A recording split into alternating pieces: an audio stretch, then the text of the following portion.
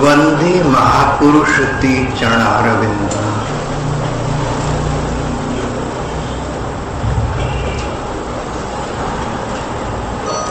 लगभग 150 वर्ष पहले एक महात्मा व्रज भूमि में आए और यहाँ आकर उन्होंने श्री कृष्ण के भजन में अपना समय यापन किया। कौन थी, कहां से आए थे, कोई कह न सका।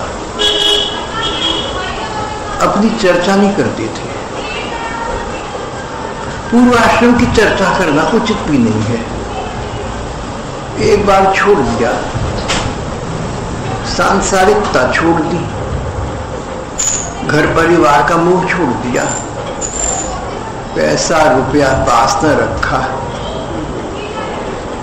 अपने को भजन में लगा लिया, श्री कृष्ण के स्मरण में लगा लिया, तो पूर्ववर्ती बातों से संबंध रखना भजन में बाधा ही होगा। जो विरक्त हो गए, परिवार प्रवेश न किया, पैसे रुपए का मोह छोड़ दिया, संबंध संबंधियों का विसर्जन कर दिया, इस प्रकार के संन्यास्त जनों के लिए, इस प्रकार के विरक्तों के लिए अपने पूर्वाश्रम की चर्चा करना अपने समय का नाश है। ये महात्मा विरक्ति की इस कसौटी पर बड़े खरे उतरे।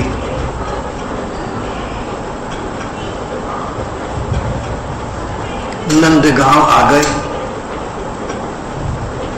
भजन में निरत हो गए, न किसी से कुछ पूछा, न किसी को कुछ बताया, अपने आराध्य देव में लगी रही। ये लगन ही उनकी प्राप्ति कराती है। जब तक मन बिखरा हुआ है तब तक ये मन उन्हें श्री कृष्ण से बिछड़ा रहेगा। जब तक मन इधर उधर जाता है तब तक उतना मन भजन में तो जाता नहीं। और श्री कृष्ण तो जिसको चाहते हैं पूरा पूरा चाहती है। न्यूनाधिक मात्रा का गणित तो उन्हें पसंद नहीं है। ये महात्मा दिन डूबने से पहले अपनी गुफा से बाहर निकलते और तब कहीं मधुकरी के लिए, भिक्षा के लिए बस्ती में जाया करते थे। शाम का वो समय जब गईएं चरकर वापस आती हैं और उस मार्ग पर गायों के खुरों से उड़ने वाली धूल, उसके बादल आकाश में मंडराया करती हैं। उस समय ये महात्मा अपने कंदरा से बाहर निकलते, गुफा से बाहर निकलते, बस्ती में जाकर थोड़ी बहुत भिक्षा जो सुलभ हो जाती, सहज मिल जाती, ले आते। उसमें से भी कुछ भाग जानकर या आवश्यकतावश किसी पशु पक्षी को दे दिया करते थे। करुणा थी मन में कि जो जीव, कोई पशु पक्षी यहां आए, उनको मेरी भिक्षा का भाग मिलना चाहिए। और कई बार उनकी भूख से अधिक भिक्षा होती, तब तो किसी न किसी को देनी ही होती थी।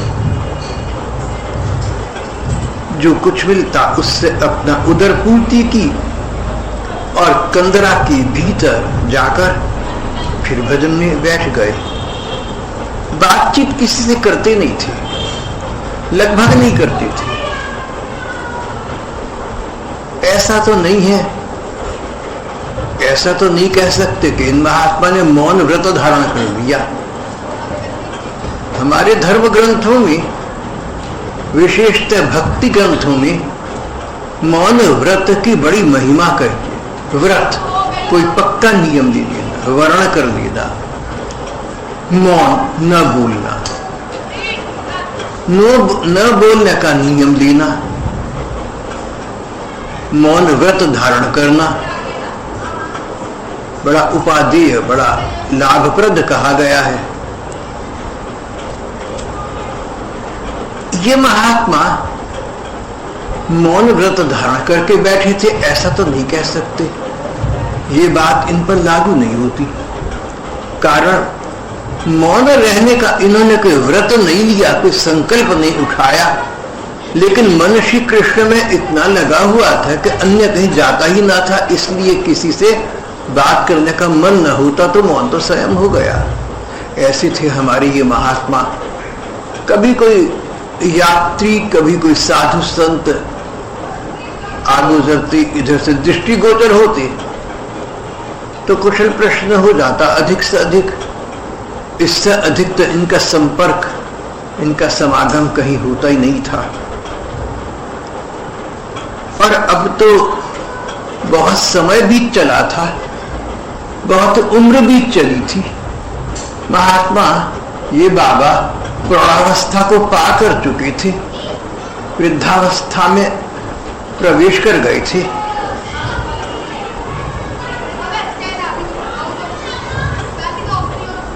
और भी अधिक एकांतिक और मौनशील होते जा रहे थे। पर एक बार की बात है, गोवर्धन पर एक महात्मा निवास करते थे। कभी कभी उनका इनसे मिलना होता था।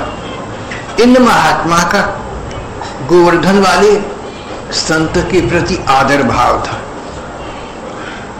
एक बार वो आए, बोले भैया हमारा आवास चकलेश्वर नाम के स्थान पर है, बहुत दूर नहीं है यहाँ से।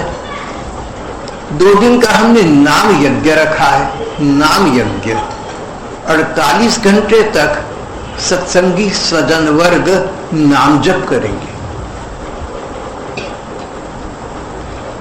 अगर तुम हमारे साथ चलो, 2 दिन की बात है, तो वहां पर सब लोगों को प्रोत्साहन मिलेगा, प्रेरणा मिलेगी। और तुमने भी यहाँ भी नाम लेना है, वहां भी नाम लेना है। तुमने इधर उधर की बात तो ना यहाँ करनी है, न वहां करनी है। चलो हमारे साथ। इनको अनुनय विनय करके समझा बुझाकर 2 दिन के लिए अपने उस नाम यज्ञ में ले गए। 2 दिन वहां रहकर तीसरे दिन ये महात्मा नंदगांव अपनी कंदरा में वापस आ गए। शाम का समय हुआ। नित्य प्रति की भांति मधुकरी के लिए गांव गए, वहां से भिक्षा लेकर वापस आए।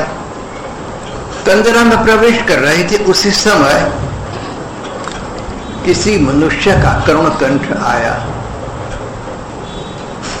कोई दुखी स्वर आया। बाबा 2 दिन से भूखा हूं बाबा। बाबा ने देखा तो एक श्वान, एक कुत्ता खड़ा हुआ था। श्वान था और कई बार कदाचित यहां इसको देखा था, ध्यान न दिया पर निगाह में तो कभी आया था। आज की स्थिति मती इसलिए विचित्र और निराली हो गई कि ये श्वान मानवीय भाषा में बोला था, बाबा 2 दिन से बहुत भूखा हूं। बाबा 2 दिन बाहर रही थी, इसलिए बाबा जो टुकड़ा डाल दिया करती थी पशुओं को, वो तो इसको मिला न था। बाबा क्षण भर में समझ गए कि भटकता हुआ जीव है, इसका पिछला शरीर तो इससे छूट गया और नया शरीर मिला नहीं। इस प्रकार की आत्माएं भटकती रहती है जहां से तहां। उनको साधारण भाषा में लोग भूत भी कह देती हैं। एक चूल्हा तो छोड़ दिया, दूसरा मिला नहीं। उस अंतराल में जो जीव जहां तहां भ्रमण विचरण करता है, उस दौरान उसकी गतिमति प्रायः वैसी होती है जो अब तक के शरीर के साथ हुआ करती थी। वही स्वभाव बना रहता है जो अब तक के शरीर में था। बाबा समझ गए कि कोई अशांत जीव है, श्वान के रूप में क्यों आता है, यहां क्या चाहता है? बाबा ने पूछा, भाई आप कौन हैं? अपने स्वरूप का, अपने वास्तविक रूप का आप परिचय तो प्रदान करें। श्वान रूपी उस जीवात्मा ने कहा, बाबा अभागा हूं, आपके पास के नंदीश्वर के इस मंदिर में मैं पुजारी था। एक दिन भोग के लिए एक बहुत स्वादिष्ट और बड़ा लड्डू आया था। लोभवश मैंने जिह्वा के स्वादवश बिना भोग लगाए उसको आरोग लिया। बहुत बड़ा अपराध हो गया मुझसे ये। पुजारी का काम चढ़ावे में आई चीज को पहले ठाकुर के अर्पण करना है, तो जो लाया उसके साथ अन्याय हो गया, अपने सेव्य ठाकुर के साथ अन्याय हो गया। ये सब अच्छा न हुआ। बिना भोग दिए मैंने उसे खा लिया था। उसी अपराध के कारण मैं इस योनि को प्राप्त हुआ हूं। आप वैष्णव है, निष्किंचन है, आपकी दी मधुकरी से मेरी सद्गति हो जाएगी। इस लोभ से बहुत दिनों के पास आपके पास आ जाया करता हूं। आप वैष्णव हैं और निष्किंचन है। इस पूर्व पुजारी को अपराध इसलिए लगा था कि इसके जिह्वा के स्वाद को प्रधानता दी थी, ठाकुर के भोग को प्रधानता न दी, लाने वाले की भावना का विसर्जन कर दिया था। ये महात्मा भक्त तो थे ही और निष्किंचन विरक्त भक्त थे। विरक्त भक्त जहां तहां से भिक्षा लेकर अपनी उदर पूर्ति कर लिया करती हैं। वो ये नहीं देखते कि जो मिला भीख भी दी तो वो स्वादिष्ट है, नमक चीनी मीठा, इन बातों का ध्यान जो सच्चे विरक्त है वो नहीं देते। आप निष्किंचन वैष्णव हैं, विरक्त हैं। आपकी दी हुई भिक्षा के भाग से मेरी सद्गति हो जाएगी, मेरा लाभ हो जाएगा। इस आशा से आपके चरणों में प्रायः यहां आ जाया करता हूं।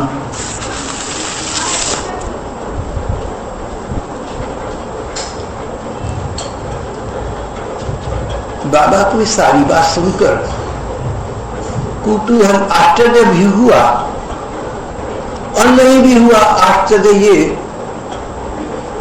कि इतना बड़ा अपराध कर बैठा पुजारी मंदिर का, और ये कि वृंदावन में व्रज भूमि में इसका निवास था, लेकिन एक प्रकार से ये प्रेत योनि को प्राप्त हो गया। इसकी दुर्दशा हो गई। जब तक जीवात्मा को शरीर न मिले तब तक जीवात्मा का अपना कोई अंग न होने के कारण जीवात्मा प्यास लगे पानी सामने हो तो पी नहीं पाता, भूख लगे खाना सामने तो खा नहीं पाता, कोई अंग तो होती नहीं। इसलिए प्रेत योनि को बड़ी दुर्दशा वाली योनि कहा गया है। बड़े बाबा के मन में विचार आए। एक सिद्धांत तो ये है कि हमारे व्रज की ऐसी महिमा है कि यहां अपराधी व्यक्ति भी मुक्त हो जाता है, पाप मुक्त हो जाता है। दूसरा सिद्धांत तो ये कि जो लोग तीर्थ में आकर पाप करती हैं उन महापापियों को क्षमा होने का कोई प्रावधान यमराज के संविधान में नहीं है। और फिर वृंदावन तो तीर्थों का तीर्थ है, स्वयं भगवान की लीला भूमि है। भगवान की लीला भूमि में व्रज भूमि में आकर तन पर नियंत्रण न रखा, मन पर नियंत्रण न रखा और अपने को अधोगति को प्रदान कर दिया, ये तो बड़ा भारी अपराध हो गया। जब दोनों सिद्धांतों का समन्वय करते हैं तो एक बात दृष्टि पथ में आ उतरती है। अगर ये पुजारी जी व्रज भूमि में न होते, व्रज भूमि से बाहर कहीं होते तो जो लाभ उन्हें व्रजवास का मिला अब वो तब न मिलता। फिर ये न जाने कितनी दुर्दशाग्रस्त किसी लंबी प्रेत योनि को प्राप्त करके कहां भटकते फिरते होते। लेकिन अब इनको व्रज में ही स्थान मिला, व्रज से बाहर नहीं। और व्रज में स्थान मिला तो ये महात्मा भी मिल गए जिनके द्वारा उस योनि से निष्कृति का उपाय अब सुनिश्चित और सुस्थिर हो गया।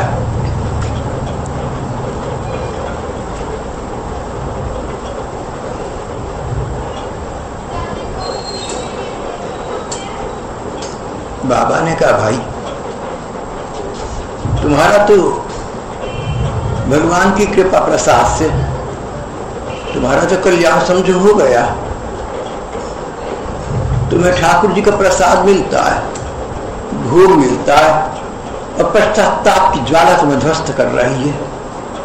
अपराध पर खेद है तुम्हें, तुम्हारा तो काम बन गया। पर भैया मैं भी तुमसे काम कराना चाहता हूं। प्रेत योनि को प्राप्त उस श्वान रूपी जीव ने कहा मैं आपका क्या कर सकता हूं, मैं तो किसी का भी कुछ नहीं कर सकता। अपने लिए तो आपके पास आता रहा, आपके लिए भला मैं क्या कर सकता हूं।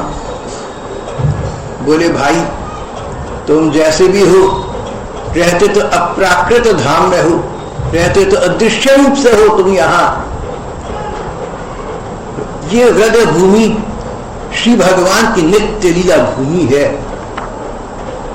जिनके उचित नंबर का ऐनक लगा हो उनको उनकी लीला आज भी दिख जाती है।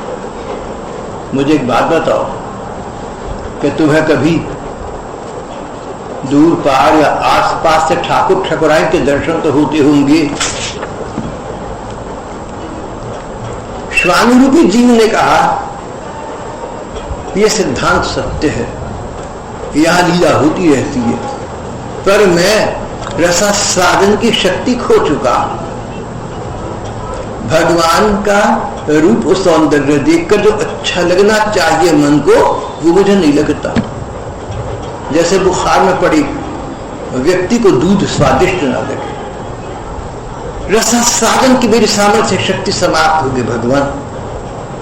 अब आपकी कृपा प्रसाद से कदाचित मुक्त हो जाऊंगा इस अभिशप्त योनि से। तो कुछ हो जाए तो हो जाए, अभी तक तो कुछ नहीं। बाबा मुख्य विषय पर आ गए। बोले भाई आप ये तो बता सकते हैं कदाचित कि श्री कृष्ण कहां मिल सकते हैं। आप में रसास्वादन की शक्ति न रही, पर जहां से वो आते जाते गुजरते हैं उस यात्रा मार्ग का परिचय तो आप दे सकते हैं। उस जीवात्मा ने इनको बताया, देखिए आप कल गोधूली के समय जब श्री कृष्ण गाय चराकर लौटते हो, यशोदा कुंड के पास बैठे रहे, गौओं के पीछे जो गाले आते दिखे उनमें तो सबसे पीछे हो, समझ जाना कि यही आपके मनमोहन बाल कृष्ण हैं। इतना कहकर वो जीवात्मा अंतर्धान हो गया, उसकी तो मुक्ति हो गई। पर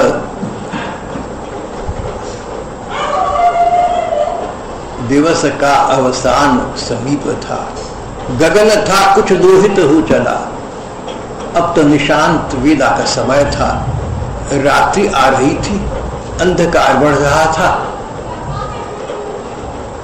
जीवात्मा के अनुसार यदि श्री कृष्ण का उस पथ पर दर्शन होना है तो कल शाम को लगभग 5-6 बजे से पहले तो न होगा।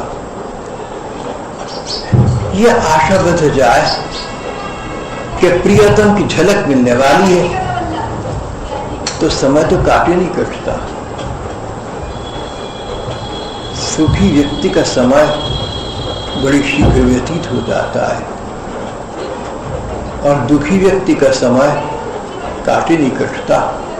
सबसे बड़ा दुख तो प्रियतम से दूर होना है, प्रियतम का वियोग ही सबसे बड़ा कष्ट है। बाबा को चैन न था, जैसे तैसे रात काटी, कभी गाते कभी नाचते कभी रो रो कर अधीर होते। और फिर अरुणोदय की वेला से पूर्व निशांत काल ही में यशोदा कुंड के निकट एक झाड़ी में जा बैठी। बेचैनी बढ़ती गई, मन में प्रकार प्रकार के संकल्प विकल्पों का संघर्ष चलता रहा। क्या सचमुच श्री कृष्ण मुझे दर्शन देंगे? श्री कृष्ण इस पथ से गुजरते हैं, मैं उस पथ के समीप यहां विराज रहा हूं। आने वाले होंगे भी, क्या वे मुझे दर्शन प्रदान करेंगे या नहीं करेंगे? ये वही श्री कृष्ण है जिनके चरणों की रज प्राप्ति के लिए बड़े बड़े ब्रह्मा जी, शिव जी और सनकादि जैसे ऋषि तपस्या करते रहते हैं। अखिल ब्रह्मांड के परमेश्वर स्वयं सर्वात्मा भगवान श्री कृष्ण क्या है ऐसा मुझ में जो मुझे भी दर्शन प्रदान करेंगे? ऐसा तो मुझ में कुछ भी नहीं है। कोई योग्यता नहीं है, कोई पात्रता नहीं है, कोई दृष्टि नहीं है, कोई सामर्थ्य शक्ति नहीं है। ऐसा कौन सा भजन है जिसके द्वारा विश्वात्मा भगवान को कोई खरीद सके? और फिर मेरा तो भजन भी कोई अधिक नहीं हुआ। निराशा मन को हताश कर रही थी। भले ही श्री कृष्ण इधर से गुजरे, पर मेरे दृष्टि पथ में क्यों उतरेंगे? फिर सोचा, अरे मैं पागल, मेरा मनवा पागल। अरे बाबरा, मैं अपने विषय में क्यों सोच रहा हूं? सोचना प्रेमास्पद के विषय में है, जिनके प्रति हृदय में अनुराग की, प्रीति की भावना, उनके विषय में सोचना है, प्रियतम के विषय में सोचना है, अपने विषय में नहीं सोचना।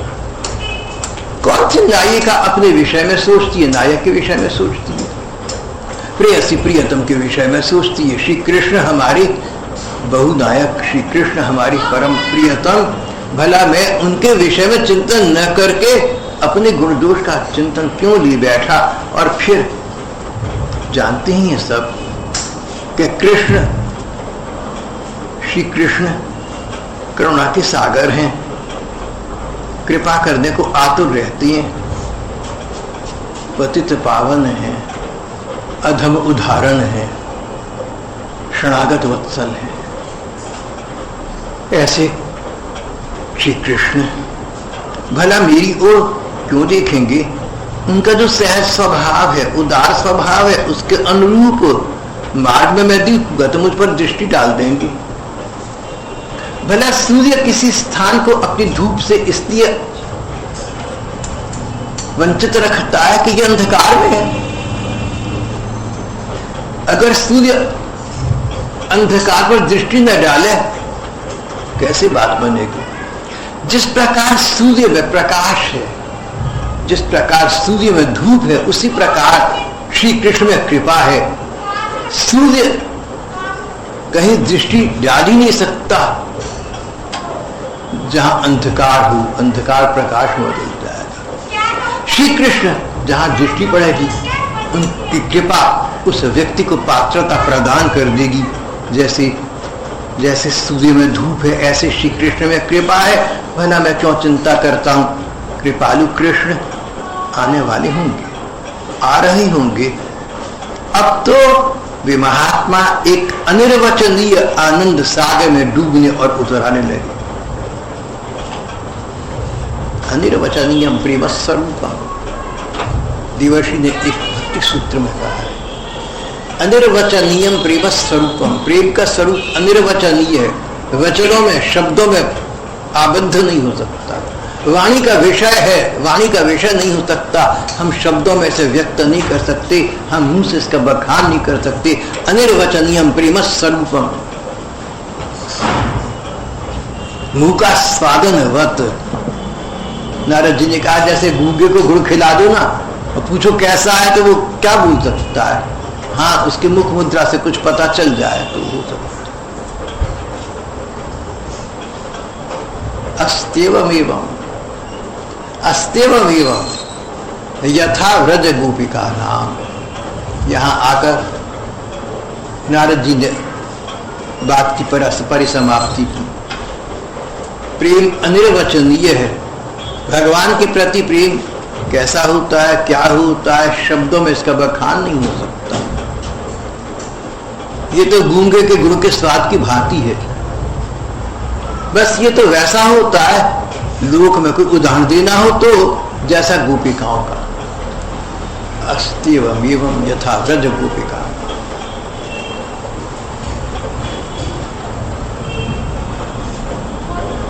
बाबा एक अनिर्वचनीय आनंद सागर में डूब रही थी।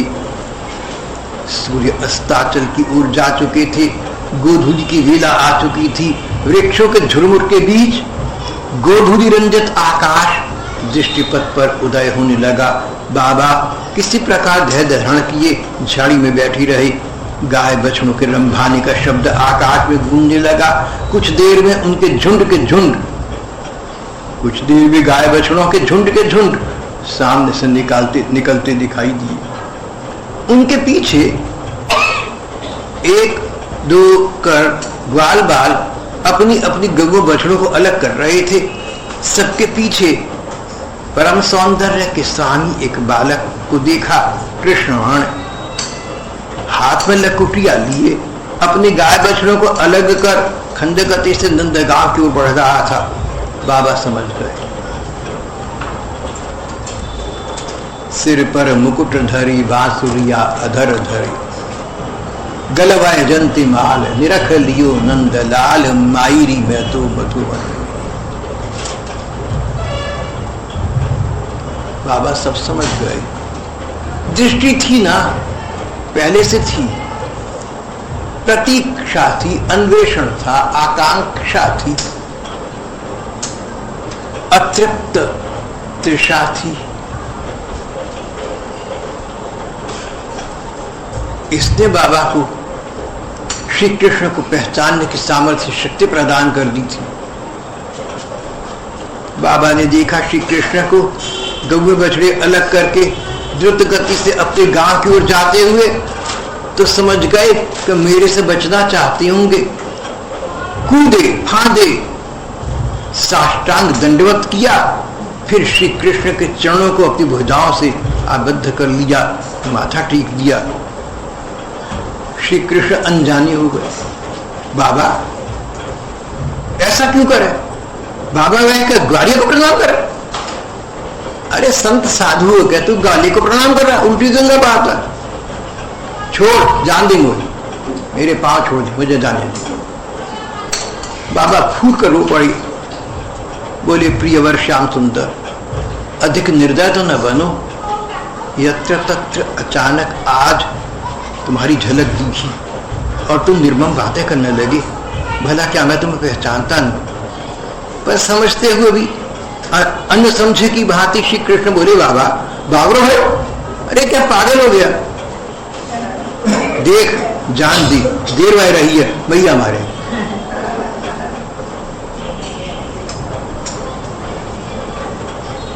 बाबा की त्वरा देखकर गोपाल श्री कृष्ण ने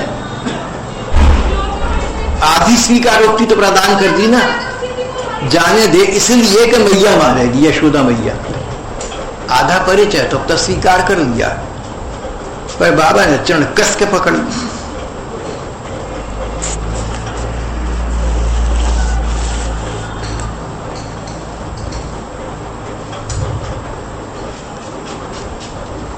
प्रभु छल न करें, मैं दीनहीन हूं, नितांत निपतित हूं, पतित प्राणी हूं, सर्व साधनहीन हूं।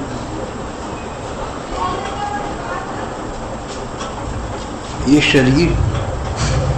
शरीर भी पाप देह है मेरा, तुम्हारा भजन कभी कर न सका, तुम्हारा स्मरण न कर सका, तुम्हारे नाम का वास्तविक दिग्दर्शन न कर सका। पर ये सब बातें तुम कहां सोचती हो? तुम तो कृपा साध्य हो मेरे ठाकुर, तुम साधन साध्य तो नहीं हो सकते, फिर मेरे साथ इतनी छल इतनी चातुरी क्यों कर रहे हो? दयामय श्याम सुंदर, अपने स्वरूप के दर्शन कराओ। कल शाम इसी समय, आज से 24 घंटे पहले बाबा ने यही शब्द बोली थी, अपने स्वरूप का दर्शन कराओ। एक प्रेत आत्मा से कहा था, आज परमात्मा से वही बात कह रहे हैं। कल उस जीव से कहा था, भैया अपने स्वरूप का दर्शन, अपना सच्चा रूप दिखाओ। तुम श्वान नहीं, तुम कुत्ते नहीं हो, कोई और जीव हो। आज अखिल ब्रह्मांड नायक साक्षात परमात्मा से कह रहे हैं, ये ग्वारिया का वेश, ये वास्तविकता नहीं है तुम्हारी, लोगों को छलने के लिए होगी। किसी को भी छल सकते हो तुम, मुझे छलना तो बहुत आसान है, पर देखो ऐसी निर्दयता न करो, अपने स्वरूप का दर्शन करा दो, दया कर दो मुझ पर। श्री कृष्ण बोले, बाबा मेरे घर चल, तो ये मधुकर दूंगे, मेरे पास भिक्षा तुझे दूंगा, माखन मिश्री दूंगा, और जो कहेगो बाई दूंगा। मेरे घर चल भैया, बाबा मेरे घर चलो, मैं तुम्हें मधुकरी दूंगा। बाबा विरक्त थे ना, घर जाकर मधुकरी भिक्षा ले आया करते थे। बाबा भिक्षा देना तेरा नियम है, मैं तुझे अपने घर पर भिक्षा दे दूंगा, माखन मिश्री दूंगा। तो अब देखिए 75% बता दिया कि मैं साक्षात कृष्ण हूं, माखन मिश्री की बात करके। फिर कहते हैं जो कहेगा दे दूंगा। ये तो साक्षात भगवान ही कह सकते हैं ना, कवरम ब्रूहि, जो चाहो मांग दो हमसे। अवदत वदताम श्रेष्ठ वाचा पेशरे विमोहन, वक्ताओं के स्वामी श्री कृष्ण है, वाणी के स्वामी, वक्ताओं के शिरोमणि श्री कृष्ण, जीव को विमोहित करते हुए, सम्मोहित करते हुए सम्मोहन की भाषा का प्रयोग करती हैं।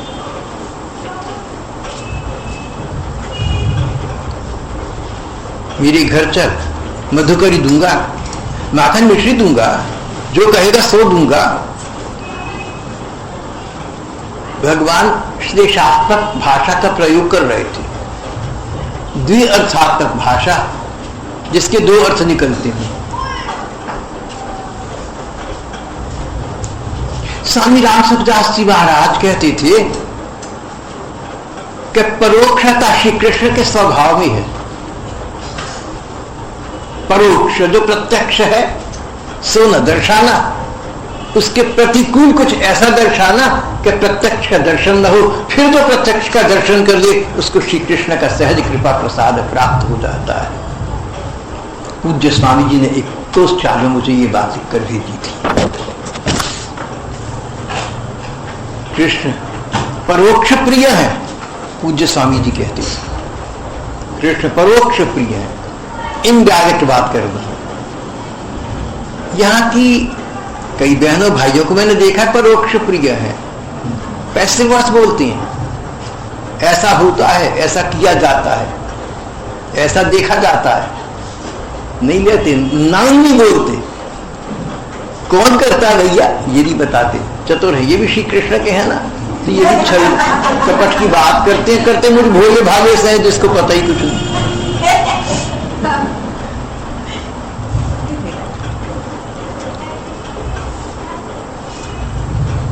तो श्लेषात्मक भाषा का, द्विअर्थात्मक भाषा का प्रयोग करते हुए कृष्ण बोले मेरे घर चल, भिक्षा दूंगा, माखन मिश्री दूंगा, जो चाहेगा सो दूंगा। पहला अर्थ स्पष्ट तो ये कि तू जो कह रहा है कि तुम साक्षात भगवान हो, ऐसी बात नहीं है। तू संत साधु है और मैं साधारण बालक हूं, जो तू कहे तुझे भिक्षा वगैरह दे दूंगा, हमारा कर्तव्य बनता है गृहस्थ बालकों का। और दूसरा अर्थ ये कि जो तू कहे सो, जो कहेगा सो दूंगा, सब कुछ देने की सामर्थ्य शक्ति मेरे पास है। चाहे तो तू मधुकरी ले ले, चाहे तो तू मिश्री माखन ले ले, और चाहे तो कुछ और ले ले। ये श्लेषात्मक बात हो गई ना, चाहे तो कुछ और ले ले भैया, जो चाहे सो मांग ले। तभी तो प्रातः स्मरणीय गोस्वामी श्री तुलसीदास जी महाराज ने कहा था, तो ही मोहि नाते अनेक मानिए जो भाव है, ज्यों त्यों तुलसी कृपाल चरण शरण पाव। यहां पर प्रतिकूल वार्ता है, श्री कृष्ण कह रहे हैं जो चाहे तो बाबा मांग ली मुझसे।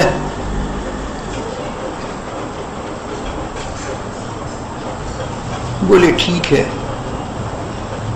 मुझसे क्या कहते हो और मांगने को मेरे ठाकुर? मैं तो वर रूप में तुम्हें चाहता हूं, तुम्ही वरण्य हो, तुम्ही वरेण्य हो, तुम्ही वरदवर हो। मेरे वरेण्य, मेरे वरण्य, मेरे वरदवर, मैं तो वर पहले ही मांग चुका। तुमसे कहा था ना अपने स्वरूप का दर्शन कराओ, अब तुम कह रहे हो जो चाहे बाबा सो मांग रहे, तो दोहरा देता हूं, तुम्हारे स्वरूप का दर्शन चाहता हूं। श्री कृष्ण अपने शब्द पर वापस न जा सके, बोले लू अच्छा बाबा, फिर देख मेरी ओर। सामने साक्षात श्री कृष्ण खड़ी थी।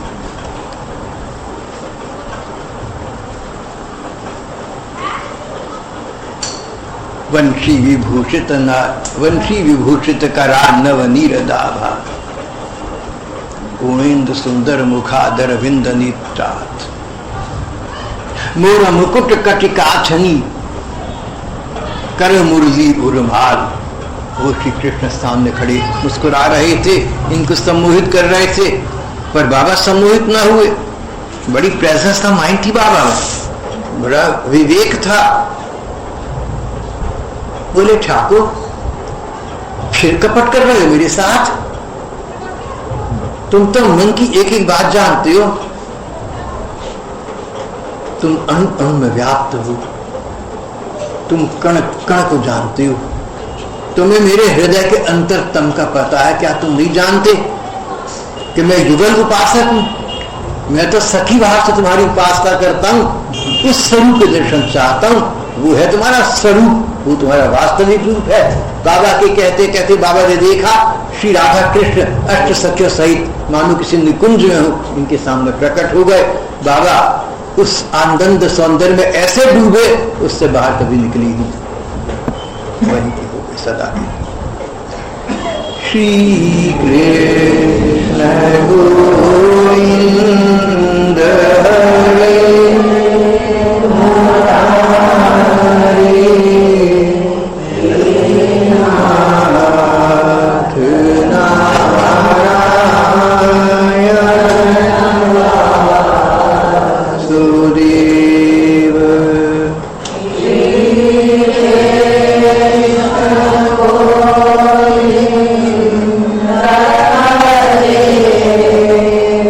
Hare